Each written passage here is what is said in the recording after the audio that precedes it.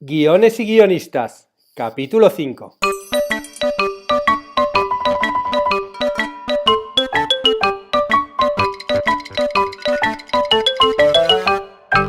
Buenas tardes a todos, bienvenidos a Guiones y guionistas, el podcast con el que todos podemos aprender a hacer guiones. Cada semana hay 2 nuevos programas en los que vemos un nuevo elemento, técnica o herramienta para que sepáis más del increíble mundo de los guionistas y el curioso arte de los guiones. Pero claro, ¿qué voy a decir yo si soy guionista? Y si queréis saber de qué, podéis pasaros por mi web y echarle una ojeada, que tiene el imaginativo nombre de davidestebancubero.com, un nombre que me acompaña desde hace mucho tiempo, la verdad. En los programas anteriores hablamos de cómo crear la Biblia y el piloto de una serie de ficción. Hoy cruzamos de acera y pasamos al mundo de los programas para ver qué es el formato de un programa televisivo y ya de paso crear un programa sobre la marcha. ¿Qué es un programa televisivo? Voy a recurrir a una definición que hizo Diego Gebel, el CEO de la productora argentina Cuatro Cabezas, que a mi juicio lo explica bastante bien. Por cierto, el otro día oí en Facebook que Cuatro Cabezas va a cerrar. La verdad, una pena.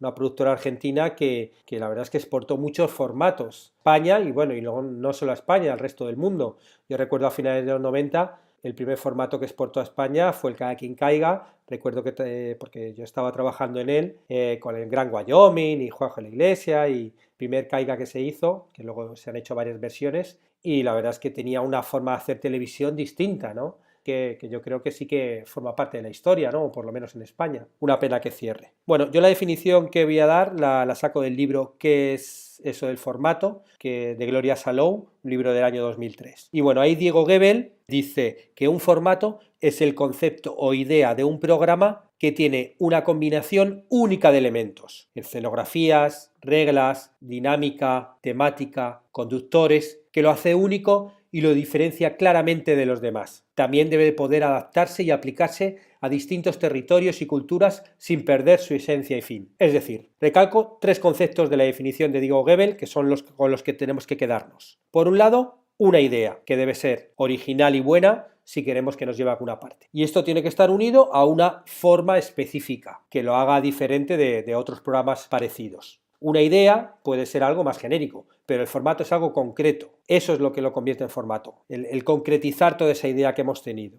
Y por último, se tiene que poder adaptar a otros mercados. Esto es importante porque el mercado de compraventa de formatos televisivos mueve millones de dólares. Hay algunos creadores de formatos como por ejemplo Charlie Parsons que son millonarios gracias a la creación de un único formato, en su caso Survivor, ¿no? Charlie Parsons vendió a mediados de los 90 12 páginas, un paper de 12 páginas con la idea de Survivor, Expedition Robinson, como se llamaba, y nada, se lo vendió a Strix, a una productora nórdica, y ellos hicieron las primeras versiones. Y luego a partir del año 2000 se lo vendió el formato a España y Estados Unidos y bueno, la cosa explotó y ahora se dedica simplemente a gestionar los distintos formatos que se hacen en el mundo, los derechos y es millonario por ello. O sea que, bueno, ahora ya todo esto es mucho más difícil que pase, pero pasa de vez en cuando, con lo cual tenemos que trabajar para ello. E insisto con lo de que una idea no es solo un formato, básicamente porque de una idea se puede sacar cientos de formatos distintos. Por ejemplo, se me ocurre una idea ahora. Podemos hacer un programa de televisión en el que haya cantantes que compitan por ser el mejor y un jurado los valore. Sí, ya sé que no es muy original. Con esa idea hay muchísimos programas de televisión. Pero no solo de televisión, antes hubo concursos de radio o incluso hay concursos de canción hasta en las fiestas de los pueblos. O sea, de hecho, hay un género conocido como talent show o concurso de talentos, pero claro, en televisión esta idea ha habido variaciones infinitas de ese formato, ¿no? Por eso, si tienes esa idea, tienes que encontrar las diferencias a la hora de crear uno. Por ejemplo, ¿quién van a ser los cantantes? Pues en el programa mexicano Pequeños Gigantes se busca al mejor talento infantil. De X Factor compiten por un lado los menores de 25 y por otro lado los mayores. En Hijos de Babel, que es un formato que hizo Televisión Española, solo participaban inmigrantes que residían en España. O, por ejemplo, en Tu cara me suena, son famosos que participan cantando disfrazados de otros artistas famosos. O sea, este sería el primer elemento, ¿no? ¿Quién va a cantar ahí, ¿no? Que nos diferenciaría de los demás. Más diferencias. Por ejemplo, ¿cuál es el reto al que se van a enfrentar? Por ejemplo, mientras en Pop Idol se elige al mejor cantante pop, En Casal Rock es un grupo de rock formado por ancianos, ¿no? En el formato catalán. O en Popstar, también es uno de los primeros formatos televisivos, que se formaba un grupo femenino de cantantes, ¿no? Se elegían los distintos componentes. Ahí obviamente los retos son distintos. Y luego hasta dónde nos vamos a meter dentro de la intimidad de los participantes, ¿no? Ya que hay programas donde sabemos todo de sus protagonistas, como Operación Triunfo, donde los cantantes conviven en una academia y vemos su evolución semana a semana, y otros como en The Voice, jueces deciden solo por la voz de los concursantes, ya que ellos están de espaldas en las actuaciones. O sea, ellos escuchan la voz y no saben si es hombre, si es mujer, si es mayor, si es pequeño, si es joven, si es viejo, si es guapo, si es feo. No saben nada, simplemente por la voz tienen que decidir si les gusta o no, ¿no? Y si el concursante sigue adelante. También otro elemento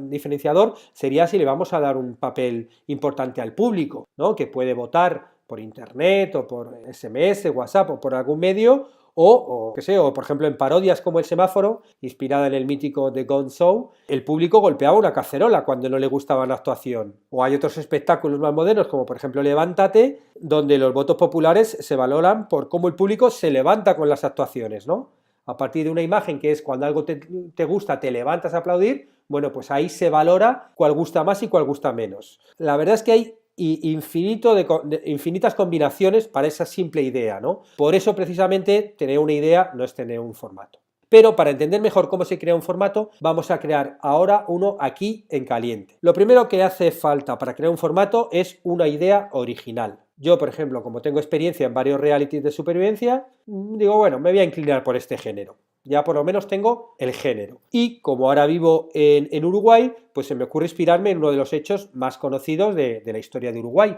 de su historia reciente, ¿no? Que es la tragedia de los Andes o el milagro de los Andes, como también se conoce. Por si hay alguien que no sepa de qué hablo, me refiero al accidente que tuvo un avión militar uruguayo en 1972 cuando se estrelló en la cordillera de los Andes. Para que os hagáis una idea, tenía 40 pasajeros y 5 tripulantes. Y muchos murieron durante el accidente o poco después, de hecho la mayoría.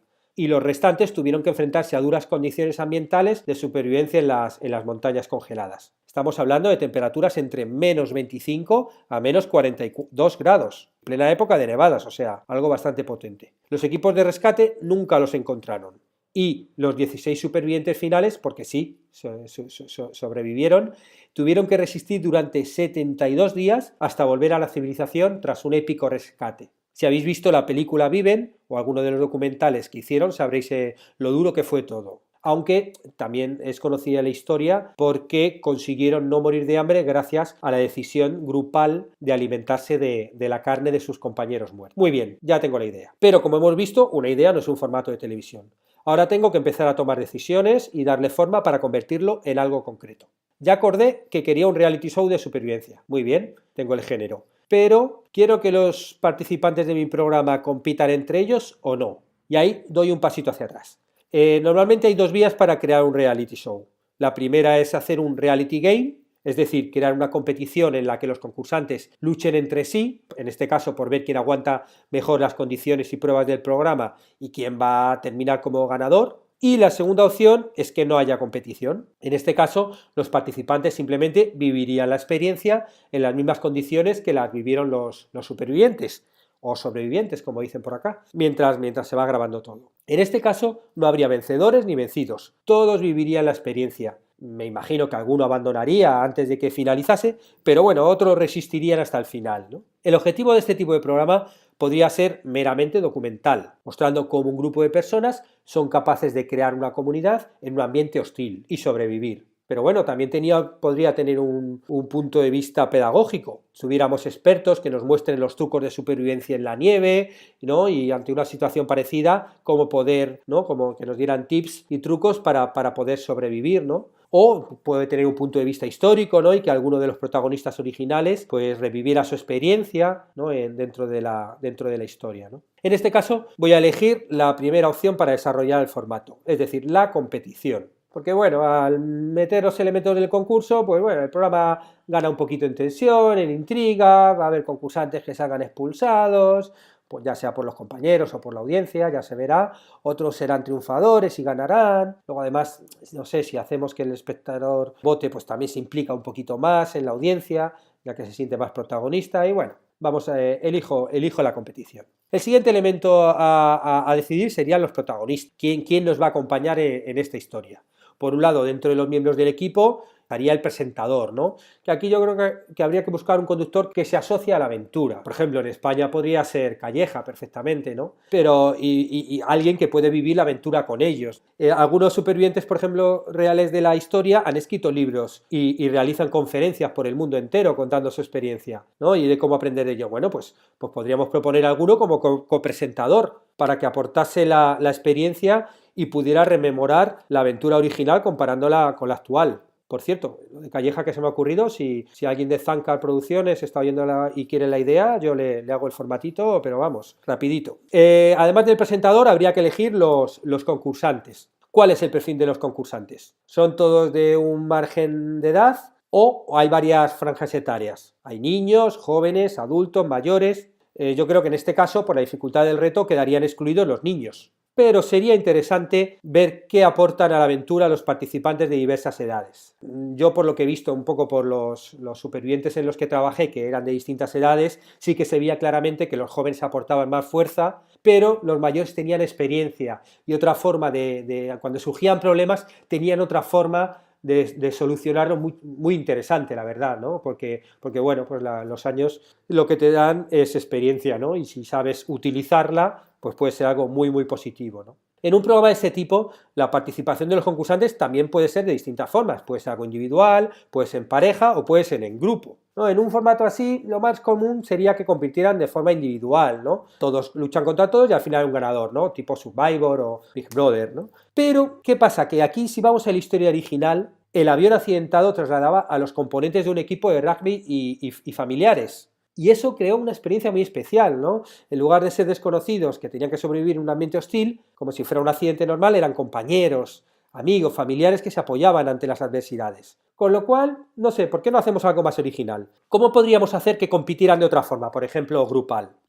Así se me ocurre, de forma rápida, que en nuestro programa podrían participar equipos de deportistas que compitieran entre ellos. La experiencia así sería más parecida a real. Y al ser deportistas, también se podría llegar más lejos, ¿no? Me gusta la idea. Quedamos entonces en que los concursantes serán, por ejemplo, 4 grupos de deportistas que pertenezcan a un equipo distinto. Bueno, incluso podrían ser de 4 países distintos, ¿no? Si quisiéramos hacer la competición de varios países, ¿no? Podemos buscar que algunos grupos sean más jóvenes que otros, pero lo importante es que sean compañeros del mismo equipo, ¿no? Eso también estaría interesante, ¿no? De repente ver a futbolistas de 22 años que están en un equipo, pero de repente otros de 45 que todavía se mantienen en forma, o otros de 55 que fueron un grupo y que todavía vuelven a la competición al vivir esa experiencia, ¿no? Hemos dicho del mismo tipo de deporte, pero también podían competir jugadores de distintos deportes, ¿no? Unos que sean de un equipo de fútbol, otros de básquet, contra otros de rugby y otros de waterpolo, por ejemplo. Bueno, ahí veríamos también como qué tipo de deporte te da cierto tipo de ventajas físicas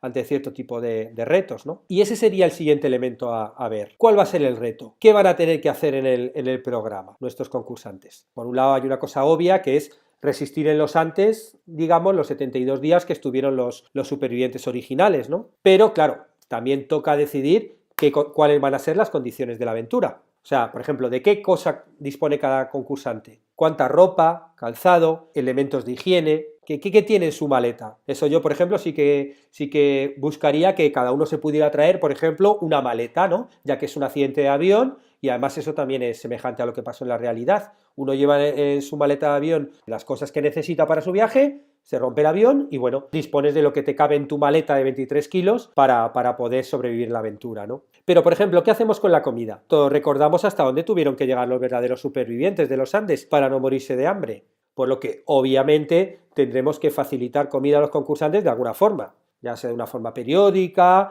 darle, pues yo que sé, al día algo, o con juegos de recompensa, o no sé, o de alguna forma en la nieve, esconderles bajo la nieve, algo, no sé, pero de alguna forma hay que dárselo. Nosotros, por ejemplo, en Aventura en África, el agua, que no tenían ninguna forma de tener agua, en lugar de darle las garrafas, pues a 1 kilómetro de donde tenían los campamentos, creamos un pozo con agua, de tal forma que ellos todos los días tenían que un poquito como imagen de lo que hace tantas personas en África, que es recorrer kilómetros para ir a buscar agua y luego volver. Les estaba dando el agua porque no tenían otra forma de acceso a ella, pero a cambio tenían que recorrer 1 kilómetro todos los días, o la distancia que tú le pongas, para ir a por el agua, ¿no? Y eso también te genera reality, porque es quién va a por el agua, voy yo, vas tú, yo he ido varias veces, tú no vas nunca, hay un orden, bueno, todo ese tipo de cosas, ¿no? También habría que decidir cuál es la mecánica del concurso, ¿no? Cuál es la dinámica que determina cómo se nominan y cómo se expulsan los concursantes, ¿no?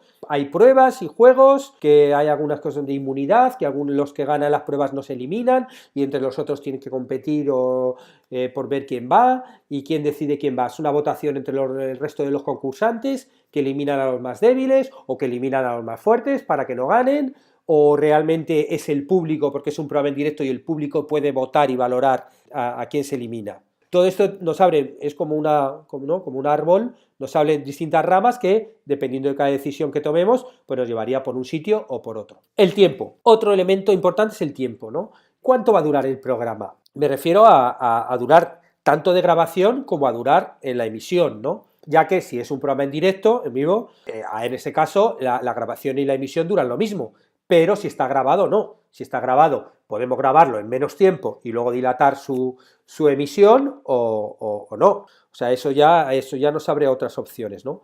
Si es en directo, por ejemplo, va a durar 72 días, es decir, 10 semanas, a lo que podemos sumar un programa previo para presentar a los concursantes y uno posterior para recordar la aventura y hacer una especie como de resumen, ¿no? Pero claro, si es un programa en directo, nos obliga a desplazar a un equipo mayor a los Andes para las retransmisiones en vivo. Esto es algo, además, es bastante exponencial. Yo recuerdo el primer Supervivientes que hicimos en Panamá, en Bocas del Toro, éramos un equipo, yo qué sé, menos de 40 personas, porque solamente teníamos que grabar. Y el último, el que trabajé yo, Aventura en África, éramos, yo creo, 150, porque como se emitía en directo, hacía falta muchísima más infraestructura para poder emitir, grabar, editar, o sea, era todo mucho, mucho más exagerado, ¿no? Pues estas decisiones tenemos que ir viendo, ¿no? Claro, si tú haces el programa grabado, reduces el presupuesto. Te bastas solo con el equipo de grabación y luego la edición y postproducción, pues la haces en la civilización, ¿no? O también puedes hacer ahí un premontaje, pero bueno, luego todo lo haces después, ¿no?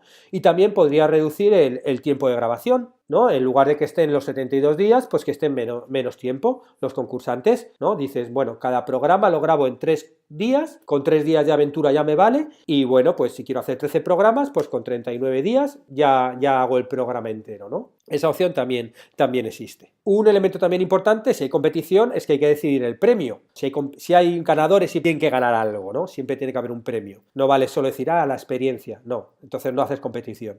Para la otra versión sin competición, sí vale la experiencia. Aquí, además de la experiencia, tiene que haber un premio. Y eso, claro, va a determinar bastante de lo que va a pasar. Por ejemplo, esto luego también depende de qué canal lo emita, ¿no? El primer Survivor de Estados Unidos, el premio era $1.000.000. Creo que luego ha seguido haciéndose, además es un formato que lleva, yo creo, más de 20 ediciones, formato que sigue vivo. $1.000.000. En España, el mismo programa, la primera edición de Supervivientes, año 2000, era 10.000 euros. No es lo mismo 10.000 que por 1.000.000. O sea, que no solo, además de que la cultura anglosajona es más competitiva, ¿no? Y el tema de que la latina, creo yo, además de eso, obviamente 1.000.000 te motiva muchísimo más a la hora de competir que 10.000, ¿no?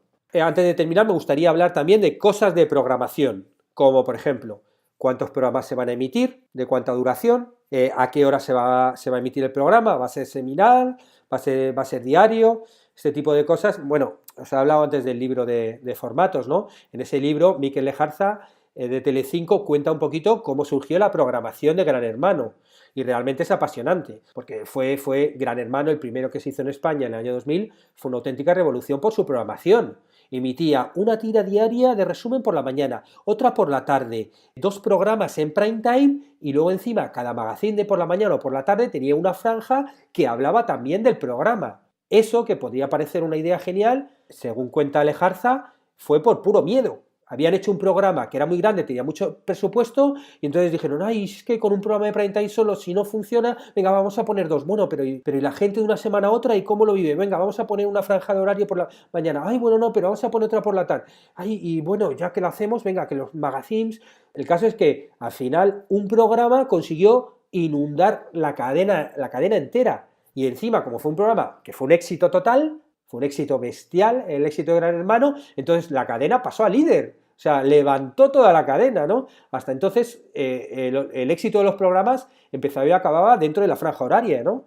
Subía el programa, muy bien, todos contentos. Pero claro, este programa levantó el canal entero, fue impresionante, ¿no? Tenemos que pensar en esas cosas, ¿no? ¿Cuál es la posibilidad de programación va a tener? Y luego también un poco pensar en cosas de presupuesto, ¿no? Como he dicho antes, no es lo mismo hacerlo en directo que hacerlo grabado. Incluso cosas de estética o de realización. Si creamos el programa e incluimos ya pues el logotipo, qué tipo de imágenes va a tener, qué tipo de tratamiento de producción. Como veis, crear un programa tiene mucha complicación porque cada decisión que tomemos nos va a llevar por un camino o por otro. Y para terminar, veamos si cumple el último de los requisitos, la adaptación de los requisitos que nos decía Diego. ¿Es posible la adaptación del formato a otros países? A esto ya es un poquito discutible. El interés en Uruguay es evidente. Hay hasta en Montevideo un museo que se llama Andes 1972, sobre todo, imaginaos. Aunque bueno, el museo es más para turistas que para uruguayos. Pero el tema es, ¿le interesa al resto del mundo? La verdad es que la historia ha tenido trascendencia a nivel mundial, a través de libros, publicaciones, películas como Viven, ¿no?, que es de Hollywood, hay documentales, hay conferencias, hay artículos de prensa, bueno, un documental precioso, la Sociedad de la Nieve, creo que se llama, de Gonzalo Arijón. Es alucinante porque es precioso de ver, vuelve a llevar allí a los protagonistas mayores que nos cuentan toda su historia, hay recreaciones, bueno, si podéis verlo, vedlo, os lo recomiendo totalmente.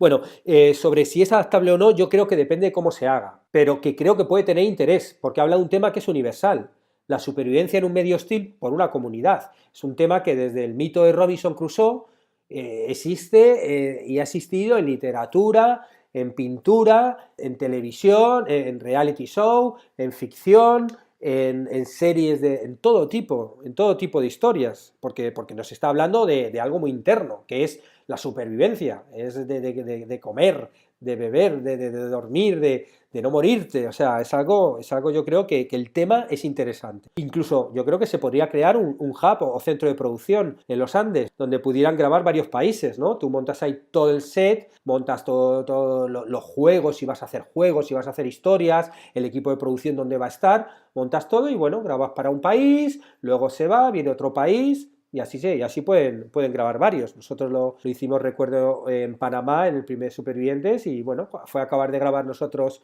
nuestro programa y entraron los argentinos, grabaron el suyo, y luego algunos países más, ¿no? Y con esto acabamos el podcast de hoy, donde hemos visto que para crear un formato televisivo no basta solo con tener una idea.